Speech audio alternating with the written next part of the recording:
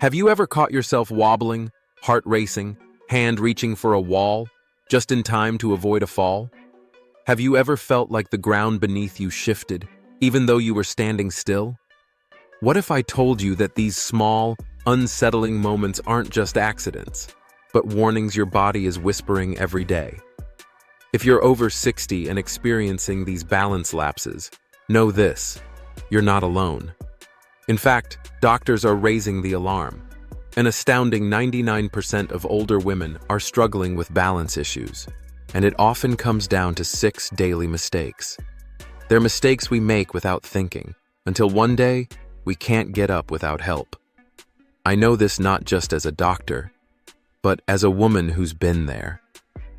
I remember the shock of lying flat on my living room floor, heart pounding, wondering how I'd gone from confident to fragile in a matter of seconds. That terrifying moment changed me. And it's why I'm here now, to help you avoid that same fear and vulnerability. But here's the good news. These mistakes can be corrected. And the 6th one? It's the one I unknowingly repeated for years. Fixing it didn't just give me back my balance, it gave me back my confidence, my freedom, and my peace of mind. So please, stay with me until the end. It could make all the difference for you or someone you love. Now, before we dive in, I'd be grateful if you took a moment to like this video. It helps spread this life-saving information to more women who need it. And if you haven't subscribed yet, now's the perfect time. Just tap that bell so you won't miss a single episode on aging wisely and well. If this video speaks to you, drop a number 1 in the comments. If not, leave a 0. I want to keep improving for you. Let's begin. Mistake number 1. Wearing shoes that betray you. Oh, the shoes we adore. Those buttery soft ballet flats that have danced through decades of memories. The fuzzy slippers we sink into after a long day. Or maybe it's that one beloved pair of heels, worn with pride to weddings and anniversaries alike. These aren't just shoes, they're pieces of who we are. They carry our stories, our style, our confidence. But here's a quiet truth that sneaks in after 50. Our feet, once reliable and sturdy, begin to change. And what used to fit like a glove can suddenly become a hidden hazard. The same soles that supported you through your 40s may now put your balance at risk without warning. As we grow older, the foundation beneath us, our feet, begins to subtly shift. The arches that once gave spring to every step slowly flatten over the years, their graceful curves giving way to time and wear.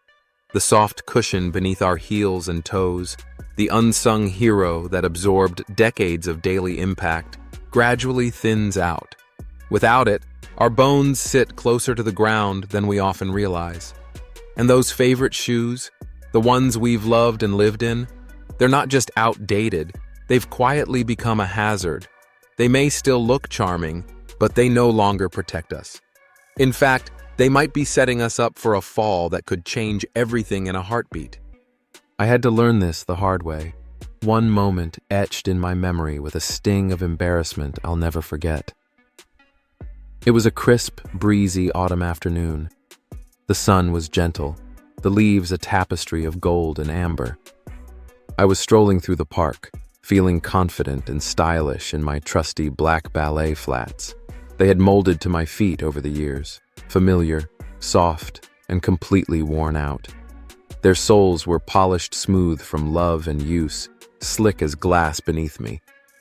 As I admired the beauty around me, lost in thought, I didn't notice the tiny crack in the sidewalk.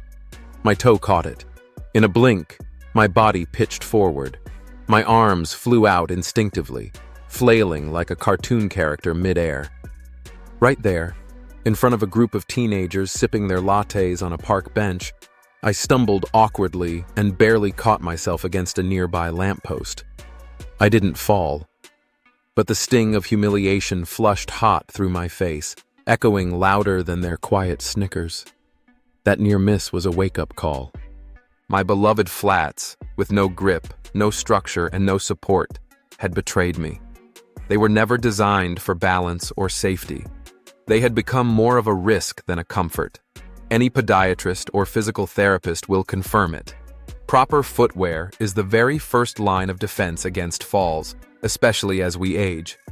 And falls? They're not just minor accidents. According to the CDC, falls are the #1 cause of fractures, hospitalizations, and permanent loss of independence among older adults. It's a sobering truth. And the shoes on your feet could be a major factor. Shoes aren't just about comfort.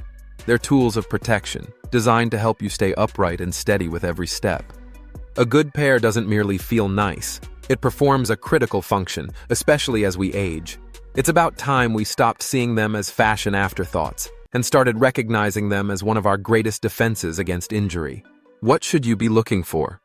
Start with the sole. You'll want something solid, at least an inch thick, to cushion your joints and absorb the everyday shock that your knees and hips silently endure. Next, look at the bottom of the shoe. Are the treads deep and grippy? Patterns that bite into the ground can help you navigate slick floors or wet sidewalks without slipping. And the structure? It matters. A shoe that gently hugs your ankle, like supportive sneakers with laces or boots with a firm heel counter, offers stability that flimsy slip-ons or sandals simply can't match. And don't worry, safety doesn't mean sacrificing style. These days, many brands have stepped up their game, offering shoes with memory foam insoles, built-in arch support, and sleek, flattering designs. Some even add a touch of sparkle for those of us who still like a bit of flair. I remember when I finally invested in a proper pair of walking shoes. They had a cushioned sole, firm support, and a modern, polished look. From the moment I put them on, it felt like walking on clouds. My stride was steadier, my back straighter, and, most surprising of all, my confidence returned. I wasn't shuffling anymore. I was moving with purpose. But let's not forget the danger lurking at home. Those old, worn-out slippers you love, or those floppy flip-flops you slide into around the house, they're not as harmless as they look. A fall in your kitchen or bathroom can be devastating. One misstep on a tile floor could lead to a broken hip, and that kind of injury can strip away your independence in a single night. In fact, studies show that only half of older adults who suffer a hip fracture ever fully regain their former level of mobility. That reality shook me. So I swapped out my old slippers for a pair with a firm sole and non-slip grip, and I immediately felt safer. Each step felt grounded, secure, like my house was no longer a minefield of hidden dangers. Your shoes, believe it or not, are your foundation. They are your armor, your daily companions, the unsung heroes of your health. So choose wisely. Choose shoes that support you, that honor your strength and grace, that respect the journey you've walked. And don't hesitate to toss out the old ones that no longer serve you. You've earned the right to move safely and boldly, starting from the ground up. To move through the world with confidence, you need more than just good shoes. You need strength. And if you're still here with me, finding these lessons meaningful, I'd love for you to drop a comment below with the number 1. That way, I know you're watching and walking this journey alongside me. Thank you for giving your time and attention. It truly means a lot. Now, let's talk about mistake number 2, letting your strength slip away. I'll admit it, like many women over 50, I used to believe strength training was reserved for the young and the gym-obsessed. I pictured 20-somethings in tight neon outfits, pumping iron under disco lights, sweating for hours to sculpt the perfect physique. That wasn't me. At my age, I figured my daily routine was more than enough. I gardened, kneeling to plant spring tulips, lifting bags of mulch like a champion. I cleaned the house, scrubbed the floors, climbed stairs, chased grandkids around the backyard. Wasn't that strength training in disguise? I thought I was doing just fine. But here's the truth. After age 50, your muscles quietly begin to vanish. Literally. We lose 1 to 2% of our muscle mass every year, thanks to a condition called sarcopenia. It's sneaky. You don't wake up one day and feel weak. It slips away little by little, so gradually that you might not realize until you're clutching the armrests of a chair to help yourself stand. Or when you're at the top of a staircase and a flicker of doubt crosses your mind. Can my legs really carry me all the way down? My personal wake-up call came in the most tender, unexpected way. I was on the living room floor playing with my 5-year-old granddaughter. Her little hands wrapped around mine as she laughed and pleaded to be lifted onto my lap. I smiled, ready to scoop her up like I'd done 100 times before. But as I shifted my weight, something felt off. My knees wobbled. My legs didn't rise with the usual certainty. I had to press against the side of the couch just to keep us both from toppling. She giggled, thinking it was all part of the fun. But inside, I froze. That moment shook me. Not because I couldn't lift her, but because I suddenly realized I didn't trust my own legs. My strength, the very thing that had carried me through decades of motherhood, work, and life, was no longer something I could take for granted. Both of us were lucky not to fall that day, but I knew deep down, this wasn't just aging. It was something more. It was neglect. It was the quiet, unnoticed erosion of strength I had relied on for decades, slowly slipping away because I wasn't paying attention. That humbling moment on the floor with my granddaughter wasn't just a fluke.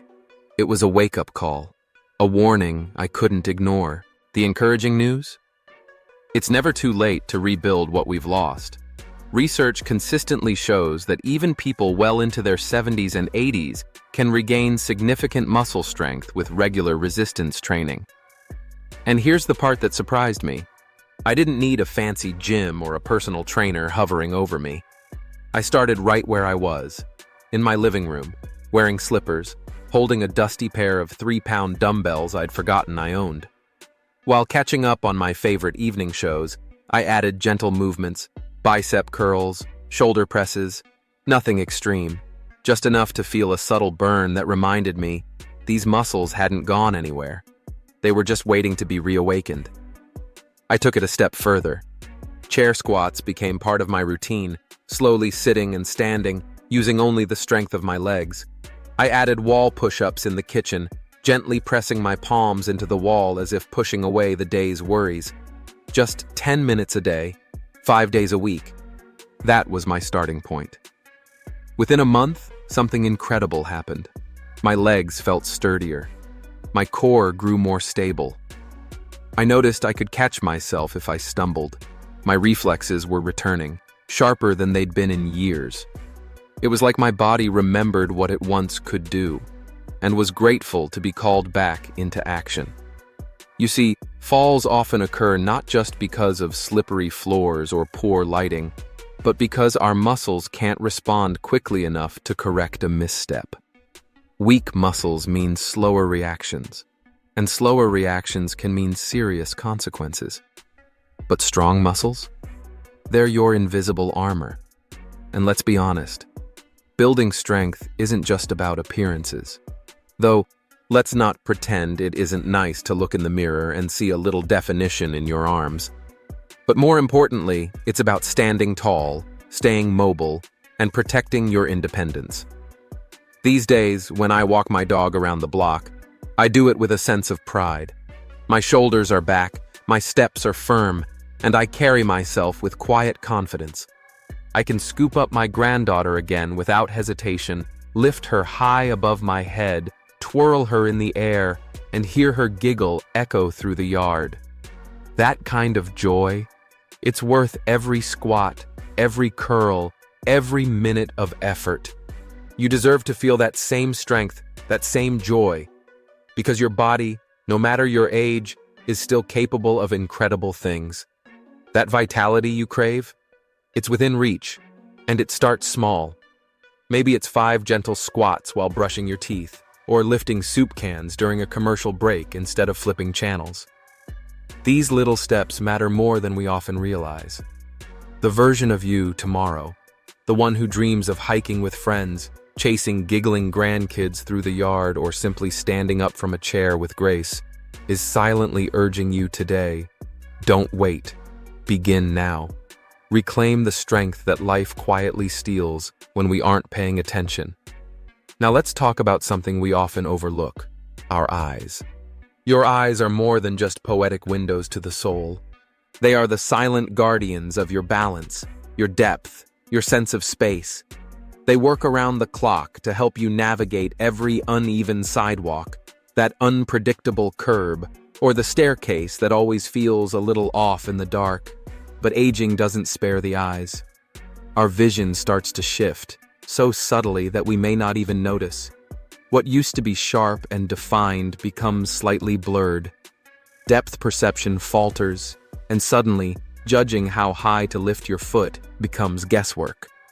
A rug that once felt cozy now looks like a shadowy hazard, and in dim light, even a familiar hallway can feel like an obstacle course. I didn't fully grasp how much my vision had changed until the night that shook me to my core. The memory still sends a chill through me. It was late. The house was wrapped in silence, everyone asleep. I didn't want to wake my husband by turning on the lights, so I made my way toward the bathroom with quiet confidence, my fingertips grazing the wall as I tiptoed through the darkness. I thought I knew every inch of our home, every creaky floorboard and subtle change in elevation. But that night, I misjudged the edge of a small landing. Just one step down. That's all it took. My foot reached for solid ground and found nothing but air. I fell hard, slamming onto the cold tile, my wrist absorbing the blow with a sickening crunch. The pain was immediate and sharp, radiating through my entire arm for weeks. But the fear? That lasted much longer. It wasn't just about the fall. It was the sudden, sobering realization that I wasn't as steady, as invincible as I thought. That my eyes, once so reliable, were quietly failing me in ways I hadn't acknowledged. That very day, I scheduled an eye exam, and when I finally sat in that chair, the optometrist's words hit harder than I expected. My glasses, 3 years old and covered in tiny scratches from endless cleanings, were far beyond their prime. My night vision, naturally weakened by age, had been quietly deteriorating. Without realizing it, I had been risking my safety with every step I took in the dark. And that misstep in the hallway? It was a warning I had ignored for far too long. Upgrading my vision wasn't just refreshing. It was like flipping on a light switch for my entire world. The new lenses, complete with anti-glare coatings and enhanced contrast, turned fuzzy edges into crisp lines again. Suddenly, door frames, steps, and even the corners of my own coffee table were sharp and clearly defined. I also chose high-index lenses to reduce peripheral distortion, and bifocals that allowed me to shift focus seamlessly between reading and looking across the room. During that visit, my optometrist shared something every older adult should hear. After the age of 50, we should all have our eyes examined every 1 to 2 years. Why? Because conditions like cataracts, glaucoma, and macular degeneration often creep in silently, stealing your vision little by little before you even notice. And when your vision falters, so does your balance. At home, I didn't stop with just new glasses. I took small, practical steps to make my environment safer. I plugged in soft night lights along the hallway and stairs to gently guide my way at night. I replaced every dim bulb with bright LED lights that mimic natural daylight, especially in areas like the kitchen and bathroom where shadows can play tricks. I also made it a habit to clean my glasses each morning with a microfiber cloth. No more smudged lenses distorting my view. These tiny adjustments transformed my daily life. I could now spot a child's forgotten toy on the floor before I tripped over it. I noticed slick spots on the driveway before stepping outside. Vision might seem like a passive sense, but in reality, it's a cornerstone of balance, working hand in hand with your muscles and inner ear to keep you steady on your feet. Research has shown that poor vision can increase your risk of falling by up to 50%. Yet so many of us delay eye exams or tolerate poor lighting to save a few dollars. But ask yourself, is saving a little money worth risking a fall that could change everything? So here's my advice. Don't wait. Schedule that overdue eye exam, even if you believe your vision is still fine. Replace those old bulbs with daylight-style LEDs, especially in the high-traffic areas of your home. And keep your glasses crystal clear, because even a small smudge can blur more than just your sight. Your eyes are your guides, your guardians. Treat them with the care and attention they deserve. They are your guides, your protectors, so give them the tools they need to keep you safe. When your eyes are cared for and your surroundings are well lit, you move through life with clarity, stability, and renewed confidence. If you're still here with me and finding these lessons helpful, I'd love to know. Please comment the number 2 below to let me know you're still watching. Thank you for taking the time to care for your health. It means more than you know. Now let's talk about something that affects almost every older woman I've met in my practice: trusting pills without question. For many of us, medications are seen as lifelines. They're designed to help us manage blood pressure, cholesterol, arthritis, and other chronic conditions. They promise relief from symptoms and protection from serious health events. But what happens when the very thing meant to protect you starts causing harm? I remember the day my doctor prescribed a new medication to manage my blood pressure. I felt hopeful. I'd been having occasional dizzy spells, and the idea that a pill could restore my balance brought a sense of comfort. The doctor was reassuring, telling me it was commonly used, well-studied, and generally well-tolerated. So, I filled the prescription and began taking it exactly as directed. At first, I was optimistic, but after just a few days, something wasn't right. Instead of feeling steadier, I began to feel more off-kilter. Each time I stood up from a chair, it felt like the room swayed slightly, like I was on a moving ship. My vision would blur at the edges, and my legs, once so reliable, felt like they couldn't fully support me. I brushed it off. I told myself it was probably due to a bad night's sleep, maybe dehydration, or just one of those strange things that come with age. I was in my late 60s after all. Weren't these things just part of getting older? But then, one morning, something frightening happened. I reached for my coffee mug, like I always did, and suddenly the world spun. The floor seemed to shift under my feet. I lost my balance and crashed sideways into the wall, barely catching myself before hitting the ground. My heart pounded wildly, and my hands trembled as I tried to steady myself. That moment wasn't just scary. It was a wake-up call. I sat down, still shaken, and pulled out the medication leaflet I had barely glanced at before. That thick, tightly folded piece of paper was filled with warnings, side effects, and precautions I hadn't taken the time to read. I had barely given that leaflet a second glance before, but there it was, buried deep in the fine print, an unsettling list of side effects: dizziness, lightheadedness, balance issues, even irregular heartbeat. I sat frozen for a moment. The symptoms I had been enduring weren't mysterious after all. They were documented, known risks.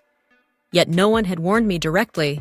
But my frustration wasn't aimed at my doctor, someone I genuinely trusted, nor at the larger pharmaceutical system. No, the disappointment I felt was inward. Why hadn't I listened to my body? Why had I assumed that just because a pill was prescribed, it was automatically safe for me? Hadn't I always been told to advocate for myself, to speak up when something didn't feel right? As we grow older, our bodies shift in how they respond to medication. At 55, a certain dose might be just right, but by 70, that same dosage can overwhelm the system. Our kidneys and liver, the vital organs responsible for processing medications, don't work as efficiently as they used to. They slow down, meaning drugs remain in our bloodstream longer, increasing the chance of side effects or complications. And then there's the complexity of polypharmacy. Many of us, myself included, take multiple prescriptions, one for blood pressure, another for cholesterol, maybe a few for arthritis or sleep. Add in some over-the-counter pain relievers or herbal supplements, and it becomes a delicate dance of interactions. Sometimes, side effects from one medication mimic an entirely different illness, leading to confusion or even misdiagnosis. I've seen cases where dizziness caused by blood pressure meds was mistaken for dehydration or vertigo, leading to yet another prescription meant to fix the problem, when in fact, it made things worse. I knew I had to take responsibility. So, I booked a follow-up appointment with my doctor, but this time, I came armed with information. I had kept a daily journal, noting every dizzy spell, when it began, how long it lasted, and what I was doing at the time. I listed every pill and supplement I was taking, even the vitamins I usually ignored during checkups. And most importantly, I described how I felt, not just physically but emotionally, how uncertain my steps had become, how anxious I felt walking across a room. My doctor listened, truly listened.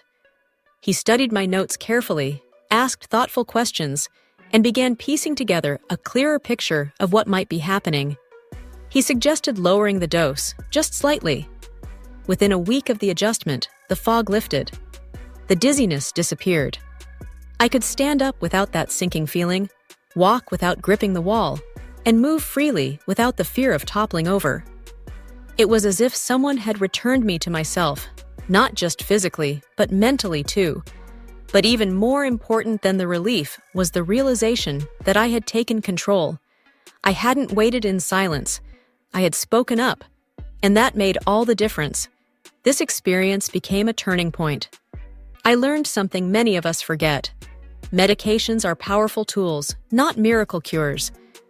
They demand our attention, our awareness, and our responsibility. When your doctor prescribes something new, don't just take it blindly and hope for the best. Take a few minutes to read the leaflet tucked inside the box, the one we often toss aside. Look up reliable information online. Ask your pharmacist to walk you through the possible side effects. You deserve to understand what you're putting into your body. Even better, start a simple symptom journal. It doesn't have to be fancy. Just jot down how you feel each day. A bit more tired than usual? Slightly dizzy after meals? A random moment of forgetfulness? These aren't just passing thoughts. They could be signs that your medication needs adjustment. And your doctor needs to know about them. Don't ever think you're being a nuisance. You're being proactive, and that's what good health management is all about. If you're juggling several prescriptions, something so many of us over 60 do, ask your provider for a medication review. It's a routine checkup to see if your medications are working well together or possibly clashing in dangerous ways. Sometimes, two seemingly harmless pills can interact in ways that leave you feeling off balance, fatigued, or worse. Your well-being isn't just about following directions. It's about speaking up, staying curious, and listening to the quiet messages your body sends. In doing so, you're not just protecting your balance, you're safeguarding your independence, your confidence, and the quality of your life. Now, let's talk about something that hit closer to home than I ever expected. Those times we pretend everything is fine by holding onto counters and tabletops instead of facing what's really happening. I remember it vividly. For years, I took pride in managing everything on my own. I lived alone, cooked my meals, took care of my garden, and kept my routines without needing help. That independence was my badge of honor. So, when I started feeling a little wobbly on my feet in my early 70s, I told myself it was nothing. I started to adapt without even realizing it. I'd reach out to brace myself on the kitchen counter as I moved between the stove and the sink. I'd press my hand against the hallway wall when walking to the bedroom. I'd lean on the back of a chair while crossing the room, not out of habit, but out of silent necessity. I never told anyone. I just called it getting by, convincing myself it was temporary, that I'd regain my strength somehow without really changing anything. And the idea of using a cane? It felt like admitting defeat, like crossing a line I wasn't ready for. It felt like admitting defeat, a silent announcement to the world that I was frail, aging, somehow less than. My pride, and perhaps the quiet fear of what a cane represented, kept me clinging to a dangerous illusion of independence. But pride, as I've learned, can be a risky companion. One seemingly ordinary afternoon, I was carrying a basket of freshly folded towels to the bedroom. My mind was calm, the routine familiar. As I stepped across the living room, my foot snagged on a corner of the rug. There was no kitchen counter within reach, no chair nearby to grab. Just me, the laundry basket, and the floor rushing up faster than I could react. I fell hard. Towels scattered across the room like confetti at a parade, but there was no celebration. The physical pain was immediate, a bruised hip, a throbbing wrist. But the deeper ache, the one that lingered longer, was emotional. I felt ashamed, not only for falling but for letting my pride keep me in harm's way. I had mistaken my resistance to help as strength, when in fact it had quietly made me vulnerable. That fall was my wake-up call. I finally saw that clutching furniture and wall-walking weren't signs of perseverance. They were signs of denial. Instead of expanding my freedom, they were shrinking my world, confining me to spaces where I could predict the next support surface. I wasn't living independently. I was simply avoiding reality. With that hard truth in hand, I made a decision. I walked into a local medical supply store, half dreading the moment.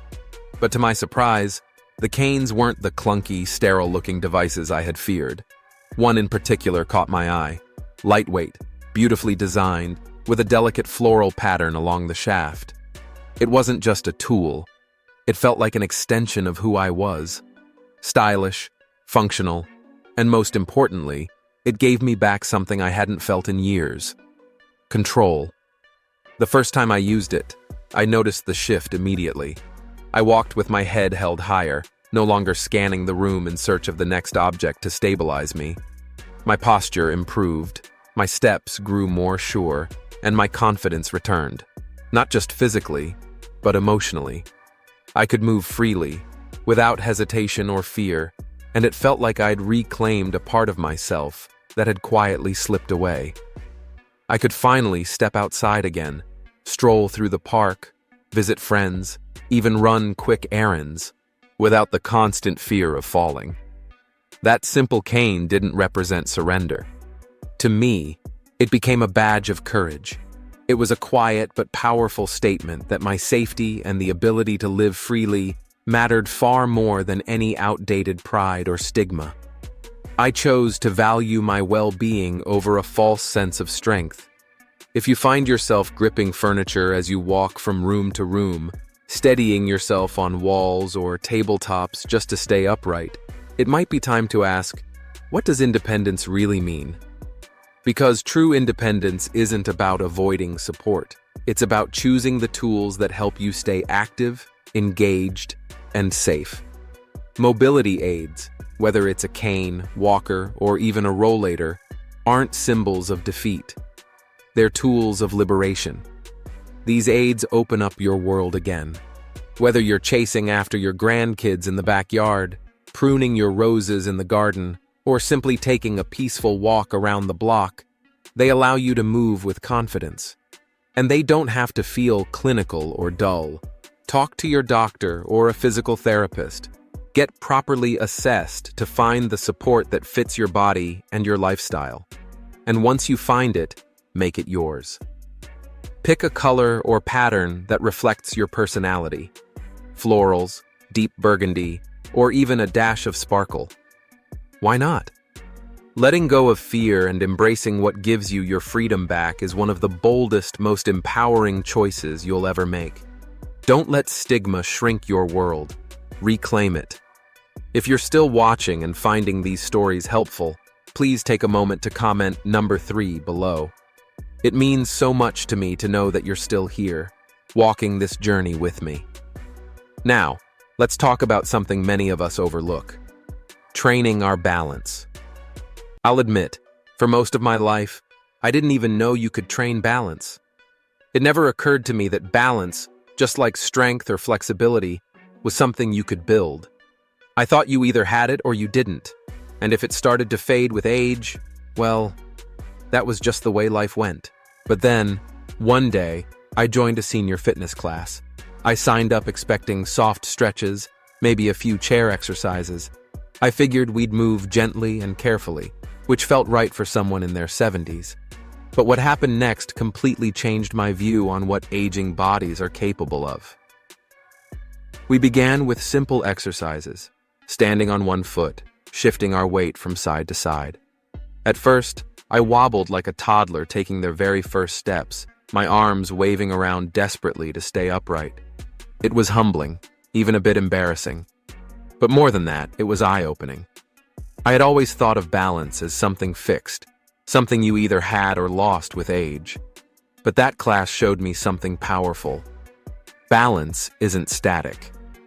It's something you can strengthen, just like a muscle, no matter your age. That realization was a turning point.